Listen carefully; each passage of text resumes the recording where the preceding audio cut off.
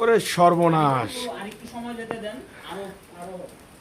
রংধনুর 7 রং যে বলেছে, দেখেন একটা দৃশ্য আমাদের সামনে ধরা পড়লো। অসাধারণ এইরকম দৃশ্য আমি আমার লাইফে ফার্স্ট দেখতেছি, ফার্স্ট। হ্যাঁ, আমি এরকম পাহাড়ের গায়ে রংধনু দেখি নাই।